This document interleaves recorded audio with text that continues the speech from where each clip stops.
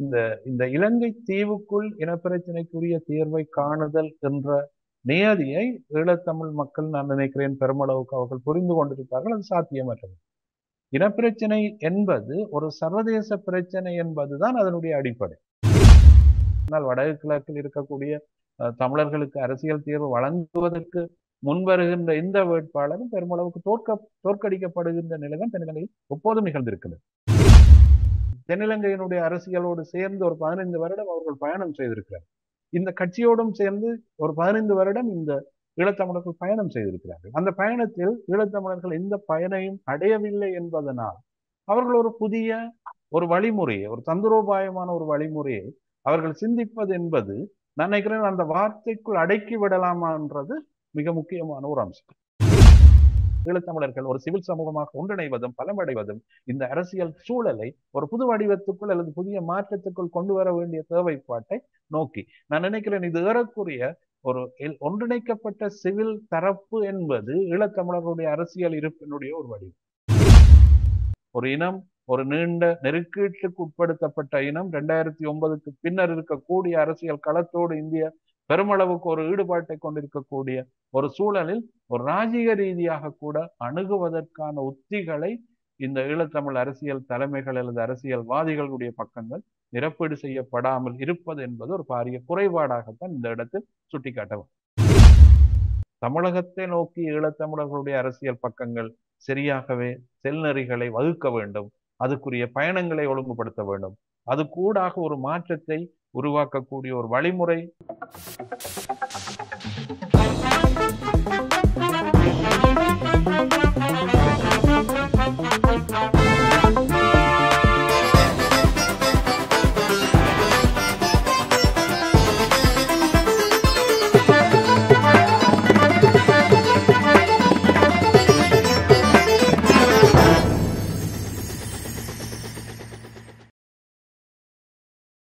உயிரோடை தமிழ் நேயர் அனைவருக்கும் அன்பு வணக்கம்.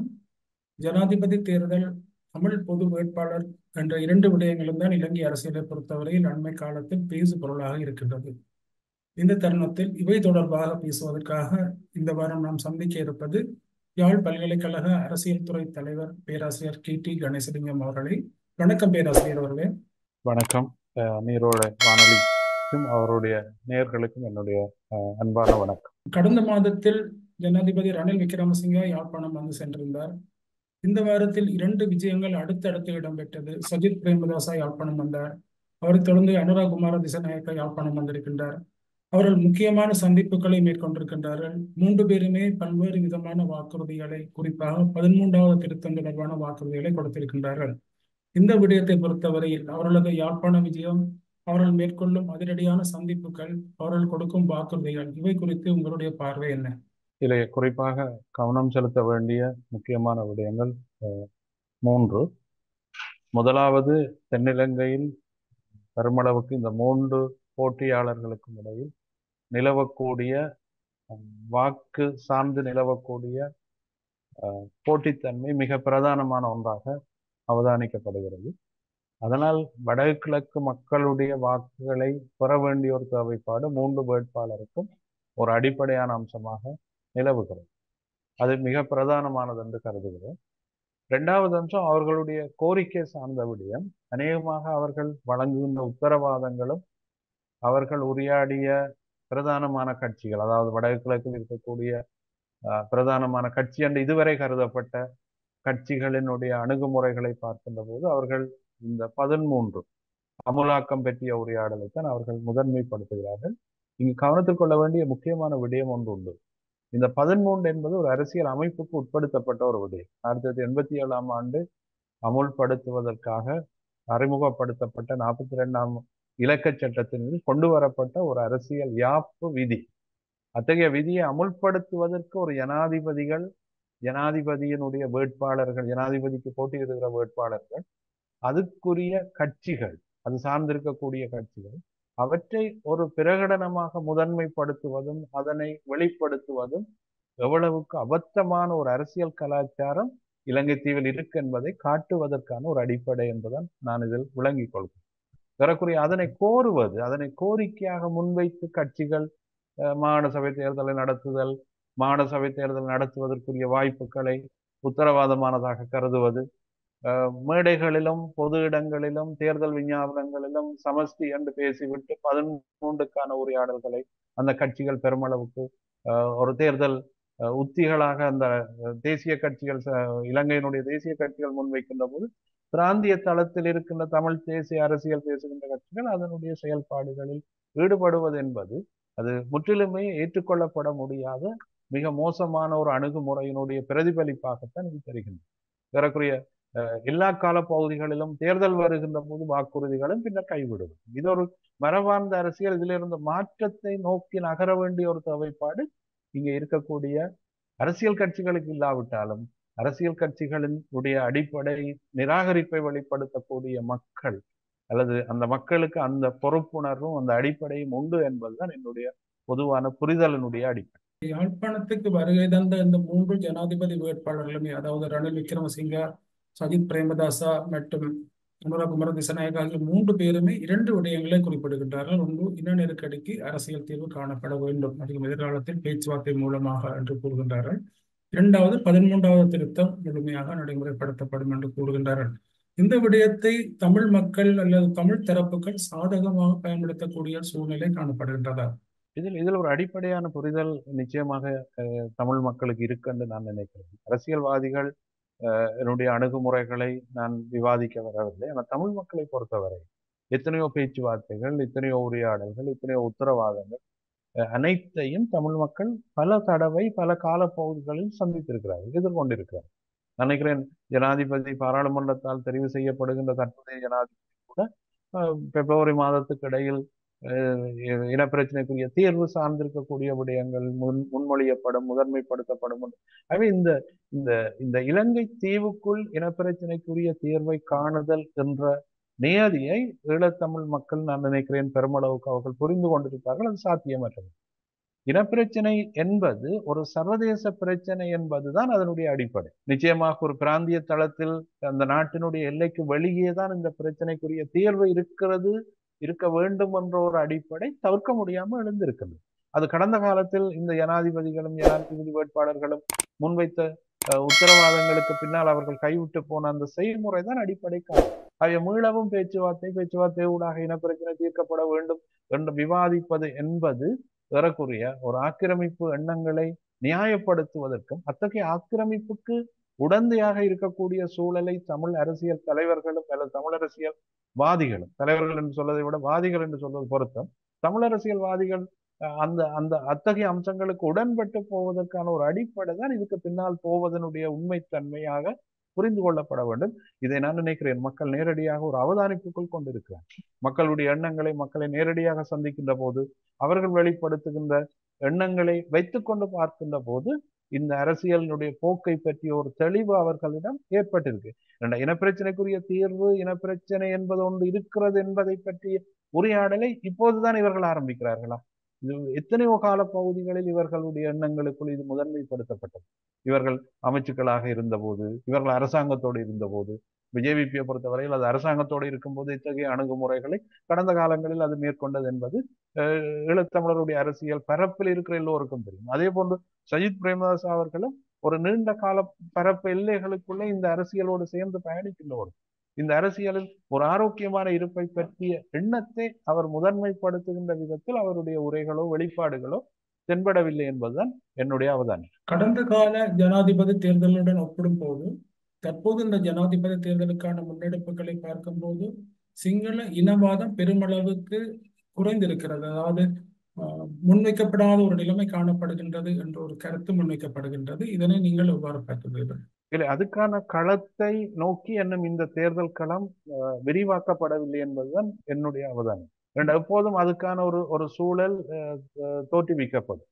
இப்ப குறிப்பாக எதிர்கட்சி தலைவராக இருக்கின்ற சஜித் பிரேமதாச அடுத்த ஜனாதிபதி வேட்பாளராக அவர் கிளிநொச்சியில் உரையாற்றுகின்ற போதும் சரி, யாழ்ப்பாணத்தில் உரையாற்றுகின்ற போதும் சரி, இந்த 13வது திருத்தத்தை அமுல்படுத்துவது பற்றிய உரையாடல் முன்வைக்கப்படுகின்ற போது தென்னிலங்கையில் அது தொடர்பான எதிர்ப்பு வாதங்கள் அல்லது அதுக்குரிய அலைகள், அதுக்கு மாற்றீடான கருத்துக்கள் முன்வைக்கப்படுகின்ற போதே அவர் தன்னுடைய அடிப்படை கொள்கையில் இருந்து அவர் பின்வாங்க வேண்டிய ஒரு நிர்பந்தம் தவிர்க்க முடியாமல் ஏற்படக்கூடிய ஒரு சூழல் நிச்சயமாகவே ஊடக பரப்புகளுக்குள்ளே அது வெளிப்படுத்தப்பட்டிருக்கின்றது.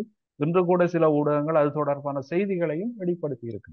ஆகவே நிச்சயமாக அதுக்கான ஒரு காலப்பகுதி, இந்த காலப்பகுதி இல்லாவிட்டாலும் தேர்தலுக்குரிய களம் மேலும் மேலும் விரிவடைகின்ற போது அதுக்கான வாய்ப்புகளை நோக்கி செல்ல வேண்டிய தேவைப்பாடு இந்த மூன்று வேட்பாளர்களுக்கு இடையிலும் ஏற்படும். ஆனால் அதே நேரத்தில் ரணில் விக்ரமசிங்காவை பொறுத்தவரையில் அவர் ஒரு தாராளவாதியாகவும் ஒரு மிதவாதத்தினுடைய அடிப்படைகளுக்குள்ளால் அவர் தன்னுடைய முகத்தை அல்லது தன்னுடைய வடிவத்தை ஏற்கனவே ஒரு முதன்மைப்படுத்தியவர் என்ற அடிப்படையிலும் இதுக்கான சூழமைவுகளுக்கான வாய்ப்புகள் இதுவரை வெளிப்படுத்தப்படாமல் இருப்பதற்கான ஒரு சூழலை அல்லது அவதானிப்பை காணக்கூடியதாக இருக்கின்றது. ஆனால் இது முழுமையாக இருக்குமா என்றது சந்தேகம் நிலவுகிறது. ஏனென்று சொன்னால் வடகிழக்கில் இருக்கக்கூடிய தமிழர்களுக்கு அரசியல் தீர்வு வழங்குவதற்கு முன்வருகின்ற இந்த வேட்பாளரும் பெருமளவுக்கு தோற்கடிக்கப்படுகின்ற நிலைதான் தென்னிலங்கையில் எப்போதும் நிகழ்ந்திருக்கிறது. அப்ப அது தொடர்பான ஒரு எச்சரிக்கை இந்த மூன்று வேட்பாளர்களிடம் இருக்கும். அது சார்ந்திருக்கக்கூடிய இதில் ஒப்பீட்டு அடிப்படையில் இப்ப சாதாரணமாக நாங்கள் இந்த தேர்தலை அவதானிக்கின்ற போது நீங்கள் குறிப்பிடுவது போல் ஒப்பீட்டு அடிப்படையில் இதனுடைய தீவிரத்தன்மை என்னமே முதன்மைப்படுத்தப்படவில்லை என்பது உண்மையாகவே அவதானிக்கக்கூடியதாக இருக்கு. தமிழ் அரசியல் தரப்பை பொறுத்தவரையில் தமிழ் பொது வேட்பாளர் என்ற விடயம் முக்கியமான பேசு பொருளாக இருக்கின்றது. அது தொடர்பான வாத பிரதிவாதங்கள் முன்வைக்கப்பட்டு வருகின்றன. நீங்களும் பெருமளவுக்கு அதனை நியாயப்படுத்தி பல்வேறு நிகழ்வுகளில் உரையாற்றியும் இருக்கின்றீர்கள். இந்த நிலைமையில தமிழ் பொது வேட்பாளர் என்பது ஒரு கோமாளி கூத்து என்ற கருத்தை தமிழரசு கட்சியினுடைய பேச்சாளரும் பாராளுமன்ற உறுப்பினருமான சுமந்திரன் முன்வைத்திருக்கின்றார். இது குறித்து உங்களுடைய பார்வை என்ன? இல்லை, அது உண்மையில் ஒரு முதிர்ச்சியற்ற அரசியல் தனத்தினுடைய வெளிப்பாடு என்றுதான் எனக்கு தோன்றுகிறது. இந்த சொற்களை பிரயோகப்படுத்துகின்ற போது இது ஒரு புலமை சார்ந்து, ஒரு அறிவு சார்ந்து, அறிவியல் ரீதியான தளங்களை முதன்மைப்படுத்தி கொண்டு அரசியல் என்பது நோக்கப்பட வேண்டும் என்ற அடிப்படையில் அதனுடைய அரசியல் களத்தில் இருக்கின்ற சக்திகள் அல்லது அதனுடைய உறுப்பினர்கள் அதுக்குரிய நாகரிகங்களோடு அந்த உரையாடல்களை முதன்மைப்படுத்த வேண்டும். ஏன்னா இது சமூக தொகுதியில் இருக்கின்ற ஒவ்வொருவரும் ஏதோ ஒரு அடிப்படையில் இந்த ஈழத்தமிழருடைய அரசியலினுடைய பயணங்களோடு சேர்ந்து துயரங்களையும் துன்பங்களையும் வரிகளையும் சந்தித்த ஒரு சமூகம் என்ற அடிப்படையில் அந்த சமூகம் தன்னுடைய இருப்பை நோக்கி நகர்வதற்குரிய எண்ணத்தை அது முதன்மைப்படுத்தும். அது நியாயமானதும் அது குறித்துடைய அம்சங்கள் நியாயப்பாடுடையதும் என்று விவாதிக்கப்படுகிற போது அது சரியானதாகவும் சில வேளைகளில் அதை ஒரு முழுமைப்படுத்த முடியாத நிலை வருகின்ற சூழலும் தவிர்க்க முடியாததாக இருக்கும். அதற்காக அந்த விடயத்தை அவ்வாறான வார்த்தைகளுக்குள்ளால் அளவீடு செய்வது என்பது ஒரு அறிவியல் ரீதியாக இருக்கின்ற ஒரு சமூகத்துக்கு ஒவ்வாமை குறித்துடைய அல்லது அது பொருத்தப்பாடுடையதான்றது மிக முக்கியம். அது எதனை காட்டுகிறது என்றால் அந்த அரசியல் தனத்தினுடைய முதிர்ச்சியற்ற தன்மை, அதனுடைய பலவீனம், அது சார்ந்திருக்கக்கூடிய உணர்ச்சி வசமான ஒரு எண்ணங்களினுடைய பிரதிபலிப்பே அன்றி அதனுடைய உண்மைத்தன்மைகளை நோக்கி அதனுடைய நியாயப்பாடுகளை நோக்கி அதற்குரிய விவாதங்களையும் கருத்துக்களையும் முன்வைக்கக்கூடிய திறன் நிச்சயமாக அந்த தரப்பிடம், நீங்கள் குறிப்பிட்ட அந்த தரப்புகளிடம் இல்லை என்பதை அவதானிக்கக்கூடியதாக இருக்கும். சமூக பரப்பில் எல்லோருமே தன்னுடைய கருத்தை முன்வைப்பதற்கு இலங்கை தீவில் நான் நினைக்கிறேன் வாய்ப்பு இருக்கிறது. இப்பவும் அதுக்குரிய அடிப்படையான சூழல் இருக்கிறது என்று கொண்டு கருதுகிறேன். இன்னும் ஒரு அடிப்படையான அம்சம், ஈழத்தமிழர்களை பொறுத்தவரையில் ஒரு நீண்ட ஆயுத அரசியல் போராட்டங்களுக்குள்ளால் பயணிக்கப்பட்டவர்கள். அவர்கள் அதிகமான தென்னிலங்கையினுடைய அரசியலோடு சேர்ந்து ஒரு 15 வருடம் அவர்கள் பயணம் செய்திருக்கிறார். இந்த கட்சியோடும் சேர்ந்து ஒரு 15 வருடம் இந்த ஈழத்தமிழர்கள் பயணம் செய்திருக்கிறார்கள். அந்த பயணத்தில் ஈழத்தமிழர்கள் எந்த பயனையும் அடையவில்லை என்பதனால் அவர்கள் ஒரு புதிய ஒரு வழிமுறையை, ஒரு தந்திரோபாயமான ஒரு வழிமுறையை அவர்கள் சிந்திப்பது என்பது நான் நினைக்கிறேன் அந்த வார்த்தைக்குள் அடக்கி விடலாமான்றது மிக முக்கியமான ஒரு அம்சம். அந்த வார்த்தையினுடைய உள்ளடக்கங்களுக்குள்ளே இருக்கக்கூடிய புரிதல் என்பதும் அதனுடைய உண்மைத்தன்மை என்பதும் விளங்கி கொள்ளாதவர்கள் அவ்வாறுதான் அதனுடைய செல்நெறிகளை, அதனுடைய போக்குகளை, அதுக்குள்ளால் ஏற்படக்கூடிய மாற்றங்களினுடைய உள்ளடக்கங்கள் எது என்பதை பற்றி புரிந்து கொள்ளாதவர்களிடம்தான் நான் நினைக்கிறேன் அந்த வார்த்தை பிரயோகங்களும் அந்த எண்ணங்களும் ஏற்படும் என்று நான் கருதுகிறேன். தமிழ் பொது வேட்பாளர் என்ற விடயத்தை பொறுத்தவரையில் அதனை முன்னெடுப்பதில் தமிழ் சிவில் சமூகங்களுடைய பங்களிப்பு அண்மை காலத்தில் முக்கியமாக பிரதானமாக இருப்பதை நாம் காணக்கூடியதாக இருக்கின்றது. இந்த பங்களிப்பை நீங்கள் எவ்வாறு பார்க்கின்றீர்கள்? அதாவது தமிழ் சிவில் சமூகத்தினுடைய இந்த பங்களிப்பை நீங்கள் எவ்வாறு பார்க்கின்றீர்கள்? இல்ல, இதில் நிச்சயமாக அதான் நான் ஏற்கனவே கூறினேன், ஒரு 15 வருடங்களுக்கு மேல் இந்த இந்த இந்த தமிழ் மக்கள் அல்லது ஈழத்தமிழர்கள் அரசியல் கட்சிகளுக்கு பின்னால் பயணம் செய்திருக்கிறார். அவர்கள் நம்பிக்கையோடு அந்த அரசியல் கட்சிகளுடைய கோரிக்கைகளை ஏற்று செவிசாய்த்திருக்கிறார். மைத்ரிபால சிறிசேனக்கு வாக்களித்திருக்கிறார்கள். போரை நடத்திய சரத் பொன்சேகாவுக்கு வாக்களிக்க விண்ணப்பித்த போது வாக்களித்திருக்கிறார்கள். பொதுத்தளத்தில் அவர்கள் சயித் பிரேமதாசாவுக்கு வாக்களித்திருக்கிறார்கள். இப்படி எல்லா தளத்திலும் அவர்கள் தங்களுடைய வெளிப்பாடுகளை செய்திருக்கிறார்கள். அதில் எத்தகைய மாறுதலும் எத்தகைய ஆரோக்கியமான நிலையும் ஏற்படவில்லை என்ற ஒரு எண்ணத்தோடு தான் சிவில் அமைப்புகள் தங்களை ஒரு கூட்டிணைவாக ஏற்படுத்த வேண்டிய தேவைப்பாடு அவற்றுக்கு எழுந்திருக்கின்றது. அதற்கூடாக அவர்கள் தங்களுடைய, அதாவது இந்த விடுபட்டு போயிருக்கிற அல்லது நெருக்கடிக்கு உள்ளாக்கப்பட்டிருக்கின்ற இந்த இனப்பிரச்சனையினுடைய அடிப்படையிலிருந்து இந்த இந்த சூழலை மாற்றிக்கொள்வதற்கான உத்திகளை அவர்கள் தேடி கண்டறிதல். இலங்கை அரசியல் யாப்புக்குள் ஒரு மிக முக்கியமான ஒரு விடயம், உரையாடப்பட வேண்டிய ஒரு விடயம். நான் நினைக்கிறேன் இந்த ஜனாதிபதி என்பதற்கு ஒரு உப ஜனாதிபதி முறைமை ஒன்று இலங்கை அரசியல் யாப்பில் கொண்டு வரப்படவே இல்லை. அவ்வாறு கொண்டு வரப்பட்ட ஒரு சூழல் ஏற்பட்டிருந்தால் சிறுபான்மையினருக்கு ஒரு வாய்ப்பு கிடைத்திருக்கு. சரி, இலங்கையினுடைய அரசியல் யாப்பில் ஜனாதிபதி பெரும்பான்மையினராக இருக்கின்ற போது யூகோஸ்லோவாக்கியா போன்ற இனப்பிரச்சனை அதீதமாக உள்ள நாடுகளில் அவ்வாறான அணுகுமுறைகள் உலகத்தில் பின்பற்றப்படுகிறது. சாதாரணமாக சுவிட்சர்லாந்திலும் அவ்வாறான நடைமுறைகள் இருக்கின்றது. சிறுபான்மையினர் பிரதமராக இருக்கக்கூடிய வாய்ப்போன்று இருக்கக்கூடிய ஒரு சூழல் இருக்குமா என்றதும் பெருமளவுக்கு இல்லாத ஒரு நிலையில்தான் இத்தகைய சந்தர்ப்பங்களை பயன்படுத்தி கொண்டு, இத்தகைய சூழலை பயன்படுத்தி கொண்டு இவ்வாறான உத்திகளுக்கு ஊடாக செயல்பட வேண்டிய தேவைப்பாடு ஈழத்தமிழர்களுடைய சிவில் சமூக தரப்புக்கு ஏற்பட்டிருக்கு. ஒன்று, அரசியல் கட்சிகள் மீதான அதிருப்தியான சூழல். தென்னிலங்கையினுடைய அரசியல் கட்சிகள் மீள உத்தரவாதங்களையும் அவர்கள் உத்தரவாதங்களை வழங்கிவிட்டு மீறுகின்ற தன்மையும் அதிலிருந்து விடுபட்டு போவதற்குரிய ஒரு அடிப்படை இருக்கின்ற அதே நேரத்தில் இலங்கையினுடைய அரசியல் வரைவு, அரசியல் யாப்பினுடைய சட்ட நுணுக்கங்கள், சட்ட வரைவுகள் முழுவதுமே பெரும்பான்மையினரை மையப்படுத்தி இருப்பதனால் அதிலிருந்து எப்படி ஒரு உத்தியை உருவாக்குதல் என்பதன் நோக்கு நிலையில் இருந்துதான் இந்த அரசியல் சார்ந்திருக்கக்கூடிய ஒரு விழிப்போடு, இந்த அரசியல் சார்ந்திருக்கக்கூடிய பக்கத்தை நிரப்பீடு செய்ய வேண்டிய ஒரு தேவைப்பாட்டோடு செயல்பட வேண்டிய ஒரு அவசியப்பாடு சிவில் சமூகங்களுக்கு ஏற்பட்டிருக்கு. அதனால்தான் சிவில் சமூகங்கள் ஒரு கூட்டுணைவாக இந்த விடயத்தை நோக்கி நகரத் தொடங்கி இருக்கின்றன.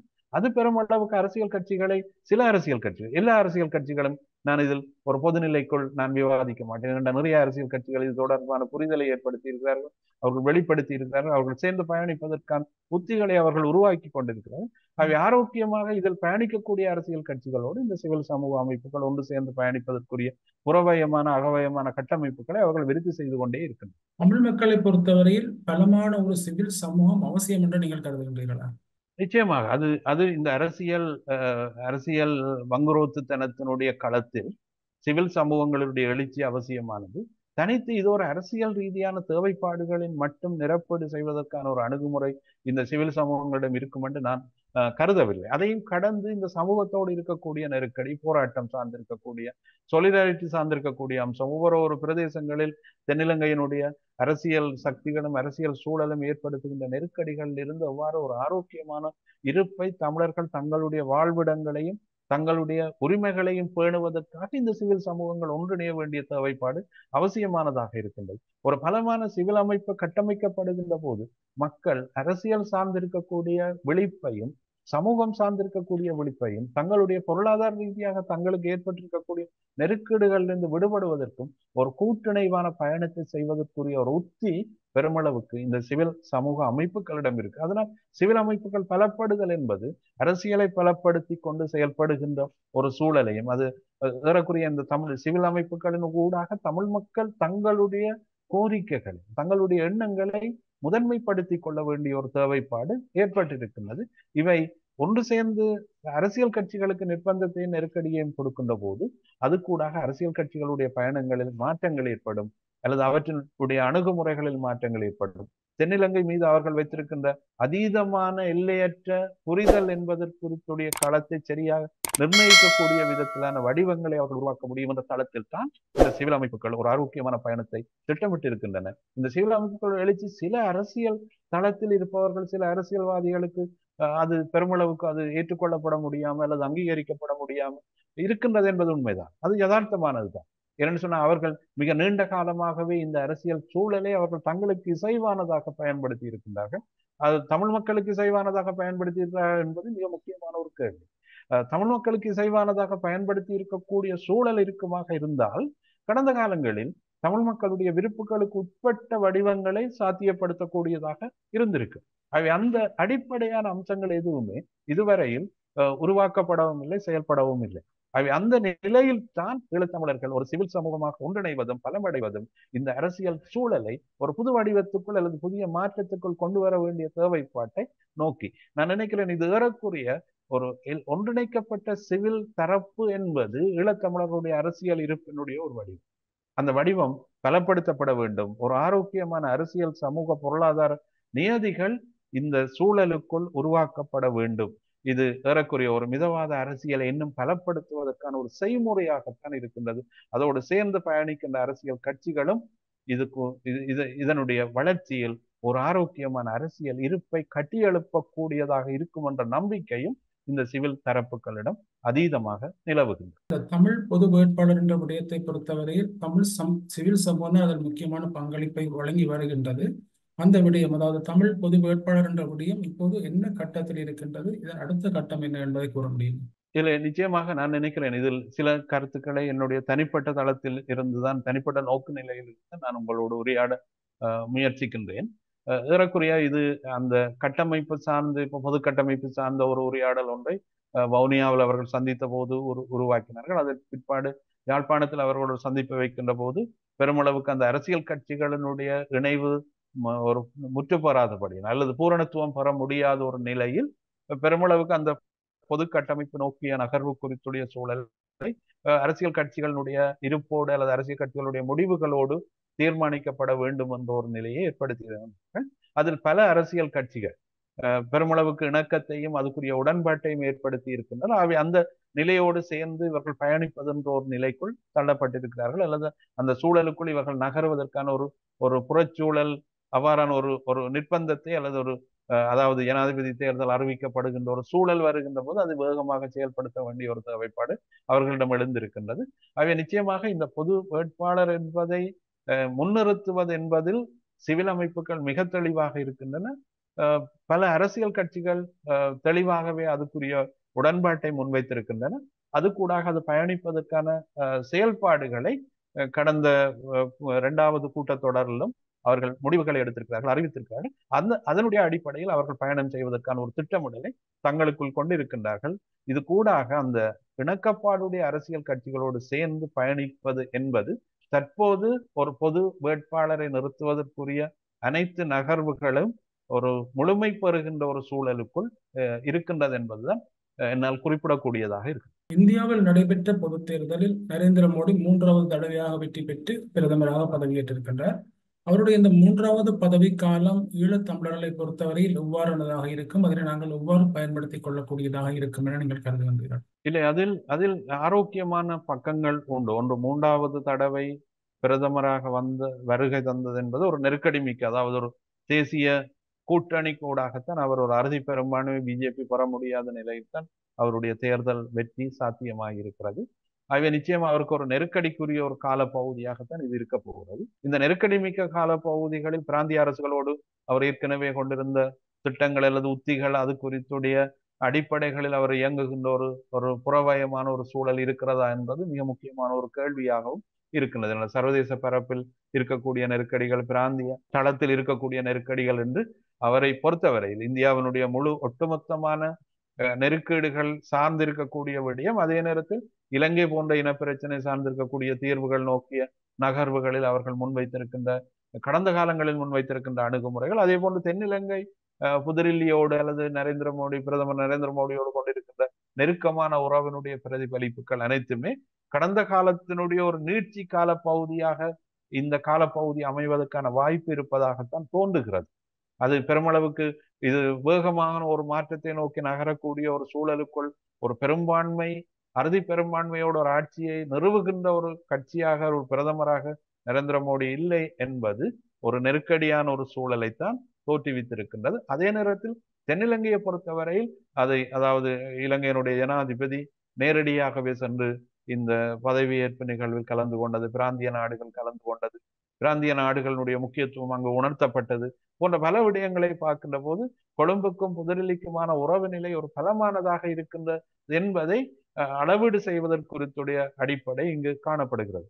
பெருமளவுக்கு ஐக்கிய தேசிய கட்சியினுடைய அல்லது தற்போது எங்களுடைய நாட்டினுடைய ஜனாதிபதி ஒரு காலப்பகுதிகளில் இந்திய ஆட்சியாளர்களோடு வைத்திருந்த உறவு நிலை என்பது, அல்லது அவர் பதவியேற்ற பிற்பாடு ஒரு வருடங்களுக்கு மேலாக அவர் காலந்தாழ்த்தி இந்தியாவுக்கு போனதும், தற்போது நரேந்திர மோடி பதவி ஏற்கின்ற பிரதமர் நரேந்திர மோடி அவர்கள் பதவி ஏற்கின்ற சூழலை சரியாக அவர் பயன்படுத்தி கொண்டதுக்கும் இடையில் இருக்கக்கூடிய அந்த ராஜீக தன்மைகளும் அந்த ராஜதந்திர ரீதியான செயல்பாடுகளையும் அவதானிக்கின்ற போது அது பெருமளவுக்கு இந்திய பிரதமருடைய பலவீனம் சார்ந்திருக்கக்கூடிய அணுகுமுறையினுடைய ஒரு பிரதிபலிப்பும், இந்தியாவினுடைய தேவைப்பாடு அடுத்து வருகின்ற தேர்தல்களிலும் இலங்கையினுடைய பொருளாதார இருப்பிலும் இலங்கையினுடைய இனப்பிரச்சனை சார்ந்திருக்கின்ற இருப்பிலும் முக்கியமானது என்பதை உணர்ந்து கொண்டு இதனுடைய நகர்வாகவும் அந்த விடயத்தை புரிந்து கொள்ள வேண்டும் என்று நான் கருதுகின்றேன். இதில் நான் நினைக்கிறேன், ஈழத்தமிழர்களை பொறுத்தவரை அவர்களுடைய அணுகுமுறை, அவர்கள் பதவி ஏற்ற பிற்பாடுதான் நான் நினைக்கிறேன், அது ஒரே பாராளுமன்ற உறுப்பினர்,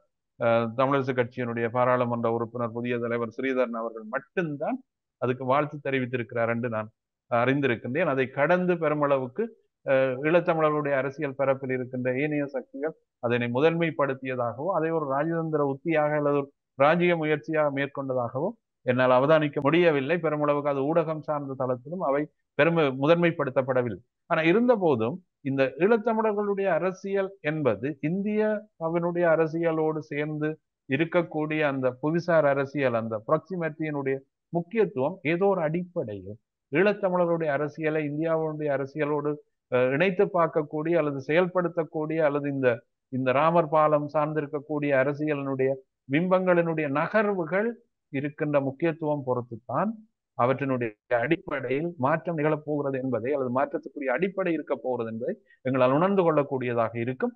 அதுவரையான காலப்பகுதிகளில் அதனை கூட கையாளக்கூடிய திறன் நான் நினைக்கிறேன் தென்னிலங்கை அரசியல் தலைமைகளுக்கு உண்டு.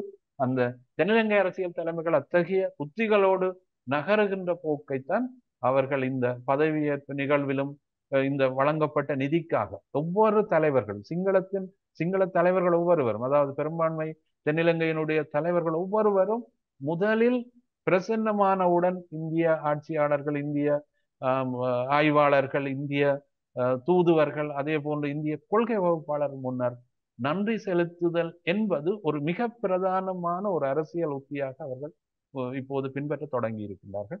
இது பெருமளவுக்கு இலங்கை கொழும்புக்கும் புதுடில்லிக்குமான நெருக்கமான நட்புறவினுடைய பிரதிபலிப்பை ஏற்படுத்தக்கூடியது.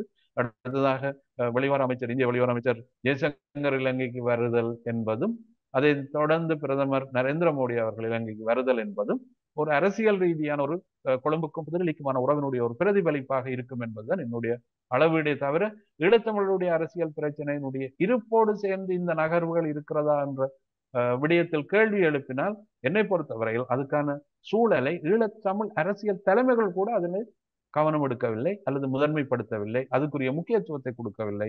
அது சார்ந்திருக்கக்கூடிய ஒரு இனம், ஒரு நீண்ட நெருக்கீட்டுக்கு உட்படுத்தப்பட்ட இனம், 2009க்கு பின்னர் இருக்கக்கூடிய அரசியல் களத்தோடு இந்திய பெருமளவுக்கு ஒரு ஈடுபாட்டை கொண்டிருக்கக்கூடிய ஒரு சூழலில் ஒரு ராஜீக ரீதியாக கூட அணுகுவதற்கான உத்திகளை இந்த ஈழத்தமிழ் அரசியல் தலைமைகள் அல்லது அரசியல்வாதிகளுடைய பக்கங்கள் நிரப்பீடு செய்யப்படாமல் இருப்பது என்பது ஒரு பாரிய குறைபாடாகத்தான் இந்த இடத்தில் சுட்டிக்காட்டவும். தமிழகத்தை பொறுத்தவரையில் திமுக கூட்டணி 40க்கு 40 என்று அனைத்து ஆசனங்களையும் வெற்றி பெற்றிருக்கின்றது. அதாவது தமிழகத்திலும் புதுச்சேரியிலும் மத்திய அரசு எடுக்கக்கூடிய தீர்மானங்களில் அது ஒரு ஆதிக்கத்தை செலுத்துமா என்பதும், ஈழத்தமிழர்களை பொறுத்தவரையில தமிழ் கட்சிகள் இதனை எவ்வாறு பயன்படுத்திக் கொள்ளலாம் என்பதை பற்றியும் உங்களுடைய கருத்து என்ன? நிச்சயமாக அதுக்கான வாய்ப்புகள் அதிகமாக இருக்கிறது. ஆனால் தமிழகத்தை கூட நாங்கள் இன்னும் சரியாக அணுகவில்லை என்ற ஒரு குறைபாடு எங்களிடம் உண்டுதானே. ஈழத்தமிழர்கள் ஒரு அரசியல் கட்சியாக இப்ப ஏறக்குறைய அந்த 40 ஆசனங்களை பெற்றிருத்தல் என்பது ஒரு செய்தியாக மட்டுமே கடந்து செல்ல பார்க்கிறது. ஆனா அதனுடைய முக்கியத்துவம், அதனுடைய தனித்துவம், அது கூடாக எப்படி புதுடில்லியோடு அணுகுதல் அல்லது சென்னைக்கும் புதுடில்லிக்கும் யாழ்ப்பாணத்துக்குமான உறவு நிலை என்பது ஒரு பலவீனமான தளத்தில் தானே இருக்கிறது.